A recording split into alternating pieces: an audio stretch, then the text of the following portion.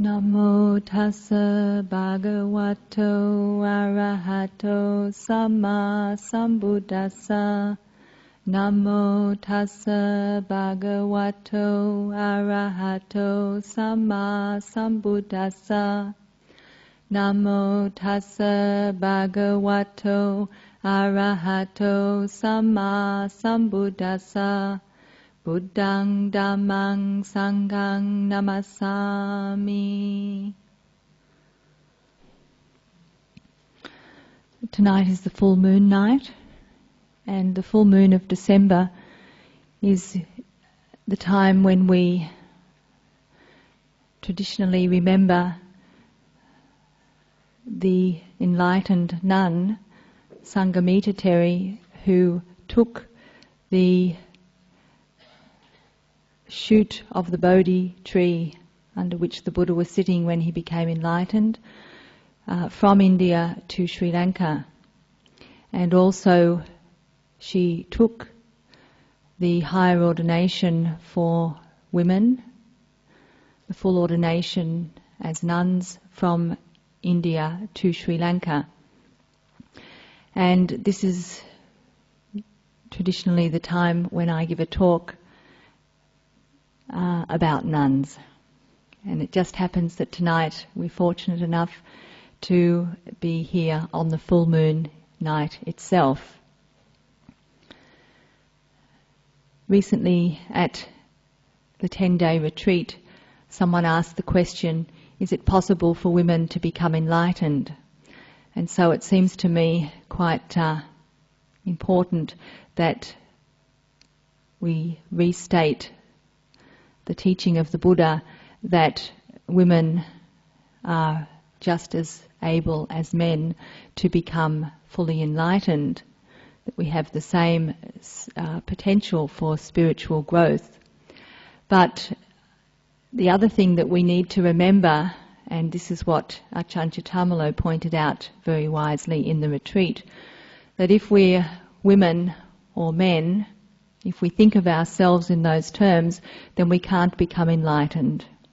Because the mind that is still thinking in terms of categories and still identifying with this body is not able to realize the unconditioned, is not able to see beyond the conditions of this life. And so when we talk about the capacity to become enlightened, we have to realize that we're not talking about it in terms of male and female, although those are the ways in which we describe aspects of our experience. And these are very fundamental, very powerful aspects. Our gender often determines our social status and the opportunities for education, for example, the biological functioning of the body means that we have certain things happening throughout our life which are outside of our control. They happen because we have a body that's male or female. So these are conditions which need to be taken into account, but they're also conditions which don't directly affect whether or not we can become enlightened. I mentioned the enlightened nun Sanghamita Teri, and she didn't live at the time of the Buddha. She lived several hundred years later. She was the daughter of Emperor Ashoka, who was a disciple of the Buddha, again not from the time of the Buddha but in the generations after, who became a devoted Buddhist, and as the Emperor of India made Buddhism the religion of the court. And so royalty, even members of his own family, entered the monastic order, both monks and nuns, and practiced and became enlightened. And this point about royalty taking the step to leave behind their royal position and their royal luxury, their royal power to enter the Sangha is one of the interesting points to reflect on as we consider the history of the nuns' order, for example. Sanghamita Teri left behind her royal privilege and became fully enlightened. As the first nun, who was the Buddha's foster mother, Mahapachapati Gautami, she also left behind her royal status and her royal privileges and luxury to take up the homeless life. And as we contemplate this, it's interesting just to watch what the mind says about that. How could they take that leap of faith away from a life of comfort, something that was quite special when you consider the position of royalty, for example, with Emperor Ashoka, where he was an absolute ruler. And he had gained his throne by dispatching any of his relatives who were a threat to him. He was the most powerful ruler that India had ever known. And so here was his daughter willing to leave that behind and leave her family and enter the monastic life. Recently you might be aware of a few royals who've done similar things. There was a princess in Japan recently who surrendered her royal title and all her royal privileges so that she could marry a commoner. And then we have our own Princess Mary, who has gone in the opposite direction, you might say, because she surrendered her citizenship and her freedom as an ordinary person to enter the royal household in another country. And from what I've read in the newspapers, I don't know whether it's accurate, it seemed to be that she not only relinquished her citizenship, but in the event of a divorce, she relinquished any right over the children of the marriage. Now, when we consider that, someone giving up everything for love, romantic love, very often we think, oh, that's wonderful, isn't it? Oh, it's just perfect. Think of that, achieving that perfect match, and being willing to give up everything so that one could enter into it completely. And all the benefits that come from it. And we have this idea, this romanticized idea of this happy union and how much security, how wonderful it will be to be in that kind of relationship and to feel it so deeply that one is willing to give up everything. But when we consider royalty like the Princess Sanghamita, giving up her royal household, giving up all of the privileges that go with it, all the comfort, and entering into the homeless life, seeking something that is intangible, then we might think, crazy, eh? What could there possibly be? I mean, so uncertain too. I mean, if you get married and you marry the prince, well, at least you're sure to get something substantial out of it, something material, something that you can show, assets to take away with you. But going out into the homeless life, taking up the spiritual path, how can you be sure that you're going to get something from it? Giving up everything and no guarantee that you're going to have anything to show for it. And so when we consider this, it's interesting to just reflect on the strength of faith there must have been to make that move, just from home into homelessness. And then for Sanghamita to make the move not only from home to homelessness, but from her country of origin, where her father was the in charge. If anything went wrong, she could always go home to Daddy. To move from there to another country, again with no real guarantee that it was going to be a smooth path. Here she was taking the teachings of the Buddha. Here she was taking the lineage of ordination for women from India to Sri Lanka. And she did so out of faith. And so when we contemplate that, it brings, for me, a lot of inspiration, a lot of gratitude, a sense of awe, really, that someone could do that. And then also to realise that she was fully enlightened when she made the trip from India to Sri Lanka. So she already had the tangible rewards for the sacrifices that she'd been willing to make. And that she was able to take the lineage to Sri Lanka means that that lineage was able to move throughout the world, to go from Sri Lanka to China, from China to Korea, from Korea to Japan, to Taiwan, and to come back to the West in the modern days, in the modern era.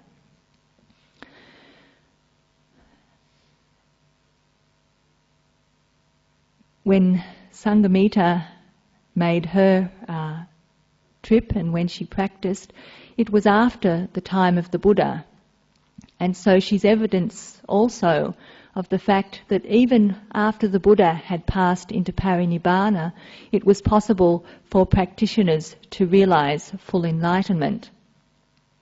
And if we go back to the time when the Buddha was still alive, we see that there were many, many women who entered the homeless life, became nuns, and attained full enlightenment.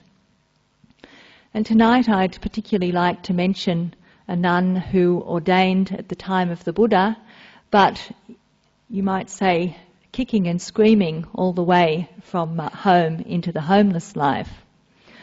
Her name was Abhirupa Nanda, and she was very beautiful. She came from the Sakya clan, the same clan as the Buddha, but not from his immediate family. She wasn't of royal blood, but she was from one of the very prominent families. And her family were very well off and influential, and she was very beautiful and obviously very cherished by her parents. And when she came of age, they gave her the gift, if you like, of choosing herself which of her many suitors she would like to marry.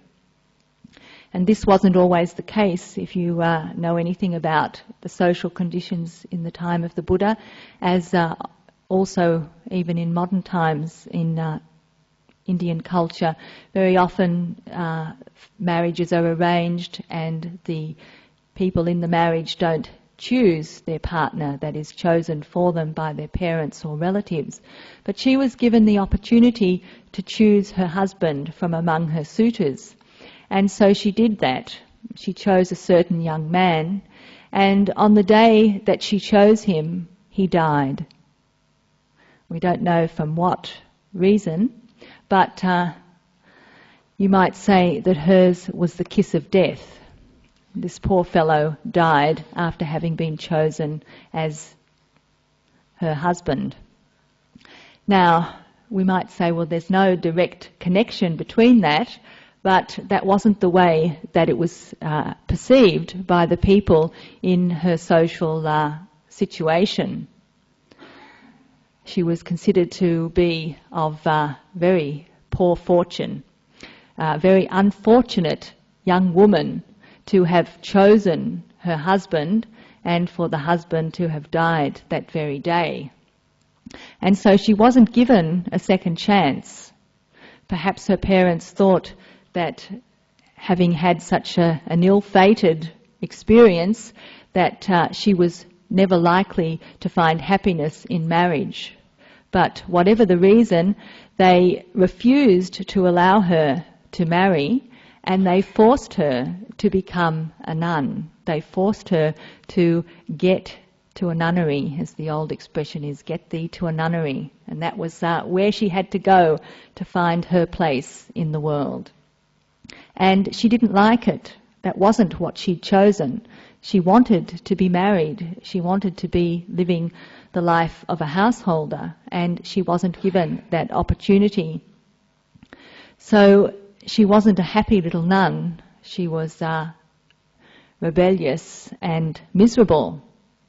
And one can imagine that she didn't enjoy participating in the lifestyle, and she really didn't have much interest in practicing the so-called spiritual life.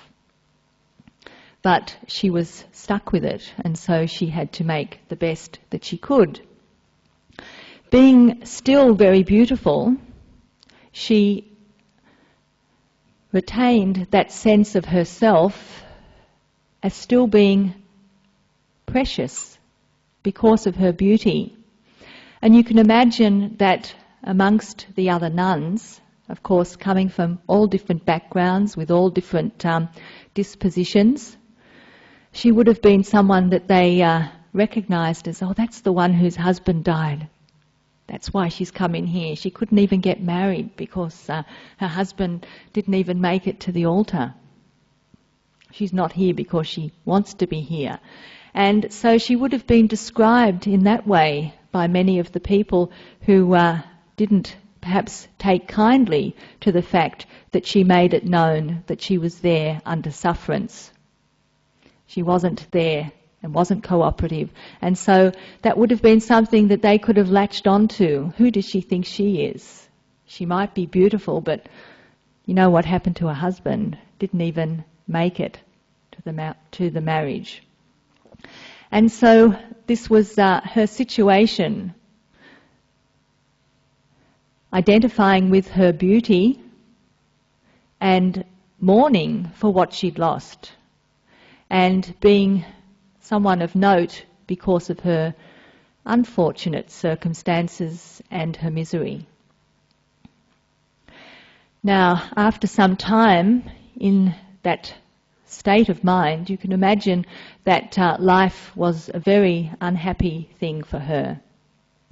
And it's said that although she was not a willing member of the Sangha, that she had developed in the past many spiritual qualities, and that she was in fact ripe for realizing the truth of the way things are. And the Buddha himself recognized her potential. And he knew what her disposition was, that she was still infatuated with her beauty, that she was clinging to her physical form as the last refuge of her sense of being someone who was okay, someone who was all right, someone who wasn't a failure. And so the Buddha set up a lesson for her to help her to see that she was seeking refuge in a place that could not sustain any security for her. He sent a message to Mahapajapati Gautami, who was the head of the order, that he wanted to see all the bhikkhunis, all the nuns who were living in that area. They should come to receive direct instruction from the Buddha. And so the word went out that they should all come to receive direct instruction from the Buddha. But Nanda, knowing that she would stick out because she wasn't developed in her practice, she wasn't cultivating mindfulness, she wasn't at peace with herself, and realizing also that the Buddha would know very clearly what was going on with her, she tried to work out how she could refuse to go for the teaching. And she sent a message that she was unable to come. But the Buddha, already realizing what would be going on in her mind, sent a message together with his summons that no nun should send a proxy. Everyone had to attend. It didn't matter what state of mind they were in, they all had to front up. And so she did. And of course you can imagine how going along and being part of that group reluctantly, feeling at odds with the situation she was in, she was probably trying to not be conspicuous, just be in the background. But of course the Buddha wasn't put off by that. He could see what was going on with her. He knew what was in her heart. And it's said that while he was giving the teaching, he realized that she had the potential to understand the truth of life, even though her mind resisted the situation she was in. And so while he was giving the teaching, it said that he used his psychic powers. And using his psychic powers, he created the form of a beautiful young woman standing beside him. And whether only Nanda could see this beautiful woman, presume that's what the situation was, she could see this beautiful woman, young, fresh, just as she was, but even more beautiful than she was. And she became spellbound by the sight of this young woman who she didn't recognize, but she just saw how lovely she was. And using his psychic powers, the Buddha not only created the image of this beautiful young woman, but little by little he allowed this image of the beautiful woman to age, gradually to show the signs of time passing. And as Nanda watched this image of this beautiful young woman, she gradually lost the freshness and started to mature and started to age and started to show the signs of age and started to look no longer so attractive, until the image aged to the point where it was bent over. Not only the face was no longer young, but the body was no longer young. The hair changed colour. The teeth changed colour. The teeth fell out. The hair fell out. The body stooped even further until the body collapsed completely. And while she was watching that image of this beautiful young woman changing before her very eyes, the realization came to her that this is the nature of this body. This is what happens even to the most beautiful form. This is what will happen to me. It's not happening right now, but this is what will happen to me. And she got such a shock from that realization that she opened her mind to the teaching. The place where she had been seeking refuge, her beauty, her fairness, was shown to be no refuge at all, no safe place. But how to move from her identification with her body as it was, still young, still beautiful, to seeing it as it really was even while looking young and beautiful. And so the Buddha gave a teaching to her in which he encouraged her to look beyond the surface of the body, to look inside the body and see what was behind the skin, to realize that what was inside this skin was aspects of the body which we don't like to know about, which we prefer are hidden from sight. Aspects of the body like all the parts that are bloody, all the parts that are slimy and slippery, all the parts that are really filled with waste products that we have to discharge from the body several times a day in order to be comfortable. And in this particular teaching, the Buddha encouraged Nanda to develop the mind in concentration so that she would be able and willing to look at what she didn't want to see, to look at those aspects of her own body that she really would prefer not to know about. This is something which is very relevant for us as we take up any kind of practice that encourages us to look at things in a new way. We can't look in a new way unless we prepare the mind first. If we look at this body with our old, normal way of seeing things, we see what we've always seen, and we very often are influenced by our emotions, by our moods, not able to separate ourselves, not able to see things from a distance, not able to see them with detachment. We see them in terms of like and dislike, in terms of aversion, yuck. Why do they always have to talk about the body like that? Why can't they appreciate how beautiful the body is? Why have we always got to talk about the things that are inside the body? Why can't we concentrate on how nice it looks? It does look nice sometimes. And we can feel the resistance to doing that, to looking at the body as it really is, until we develop the mind, until we prepare the mind.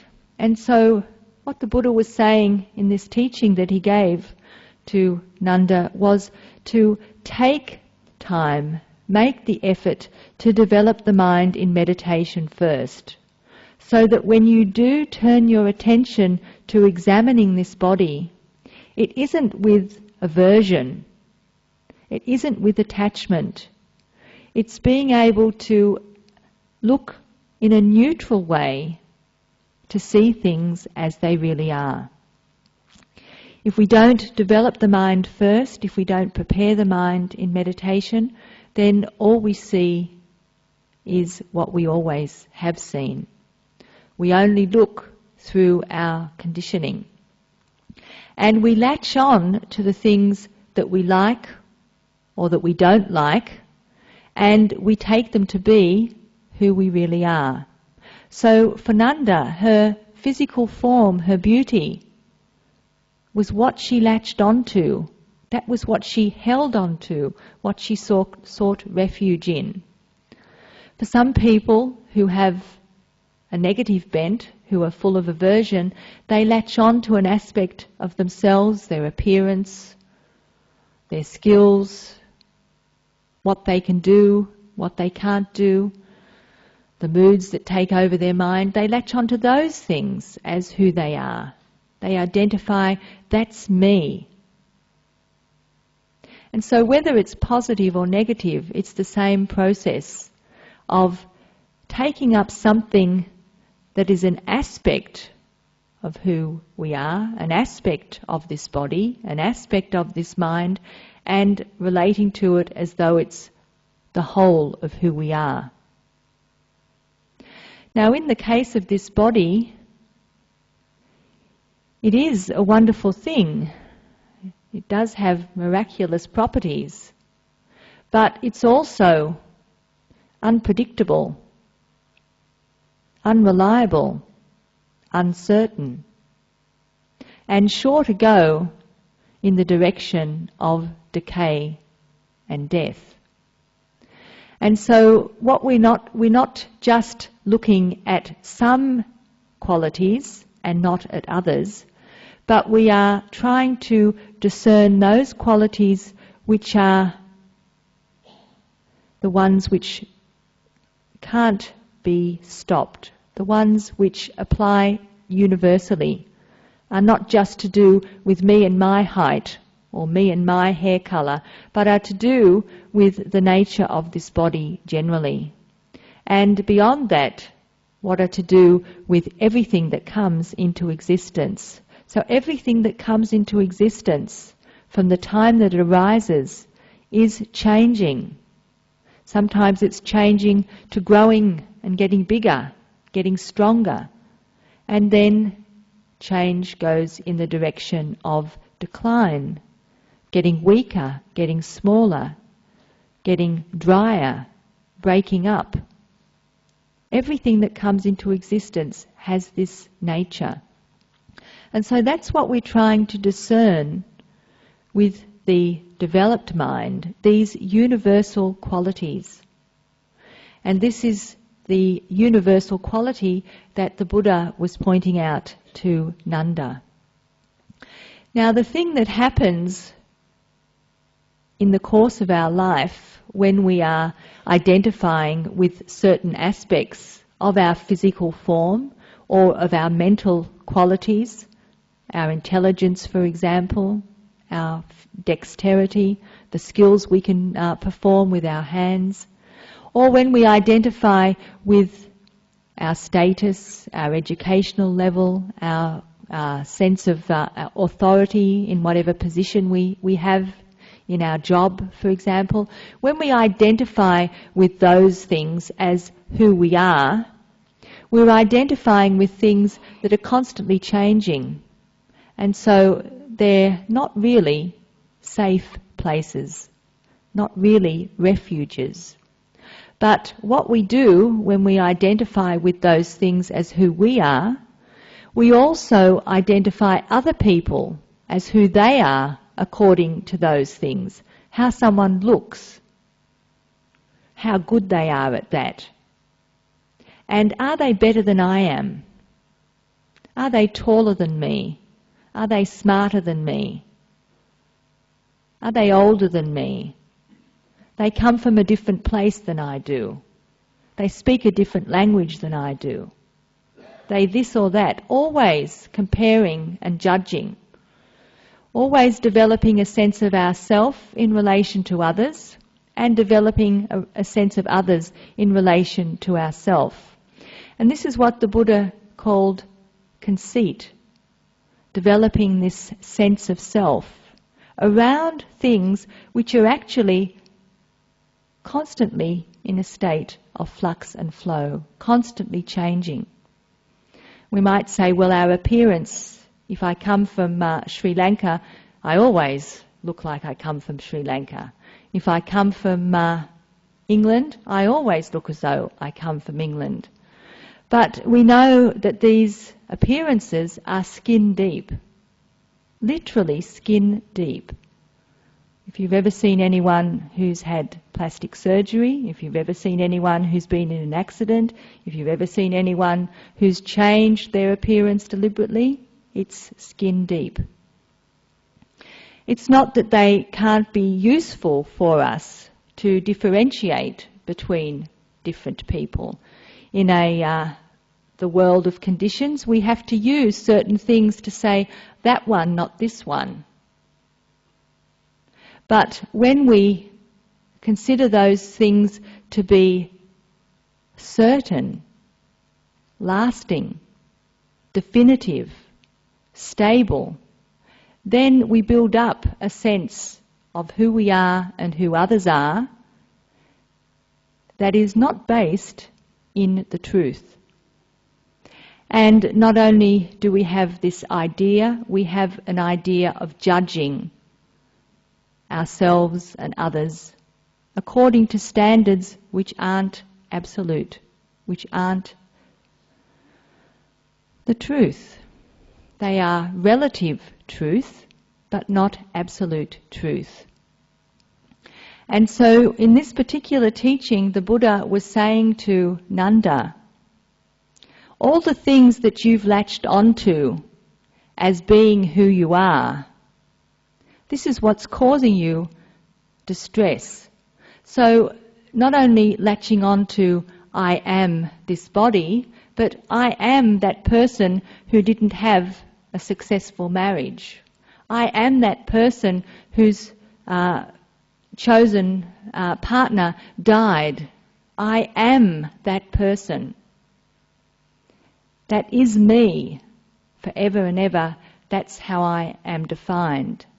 That's the suffering, the Buddha said. Identifying with those things, hanging on to them, that's where the suffering lies. If you can see them as they really are, subject to change, conditioned, caused by certain influences, certain factors that arose, came together, produced this result, but not permanent, not definitive, not stable, then you can start to free yourself from suffering. Not only free yourself in terms of how you think about yourself, but how you think about others. Because we're always thinking about ourselves in relation to others. So we can ask ourselves, what qualities about me do I say are me? The things that won't change, that I don't want to change, that I like, that I want to hang on to. And don't we get into suffering when those things change, when we get older? When we look back and think, 50 years have already gone. Thinking about time passing and what we're losing as time passes, just in terms of this physical body. We're gaining things too in terms of experience, in terms of greater understanding, but sometimes we don't notice that because we're mourning the things that we've lost. Can we notice that? How hanging on to those things and identifying ourselves with them past their use-by date causes us suffering.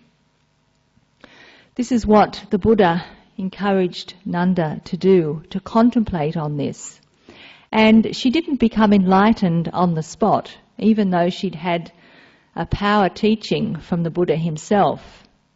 She had to take that teaching away and use it again and again.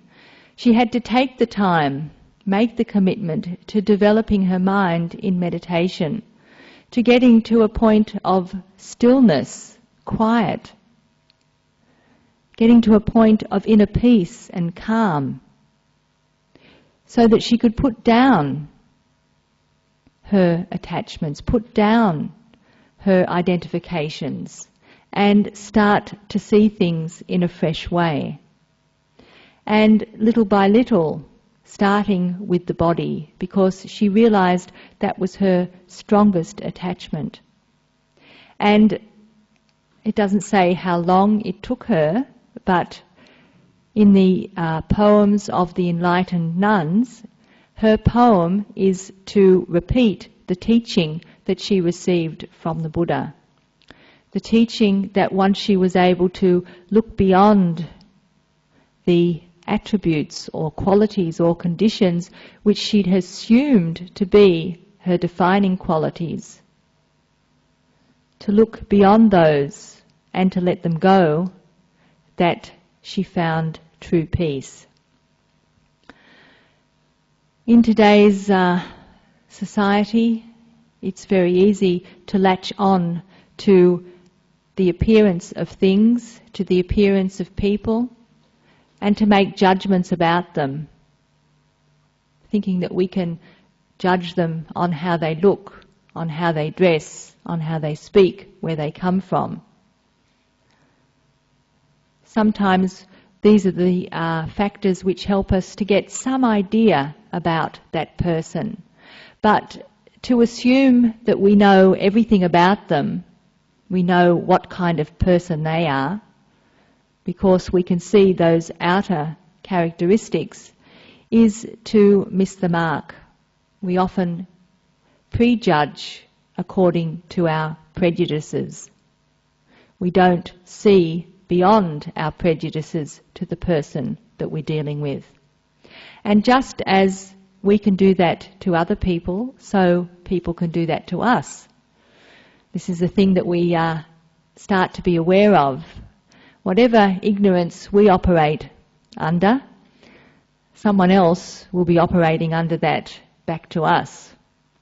And so, particularly in today's climate of suspicion and fear,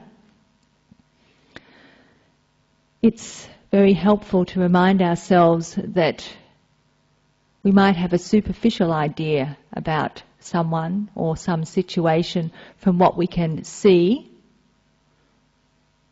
what's obvious right now, but to think that we've got it all worked out and that we know the whole picture is to jump to conclusions.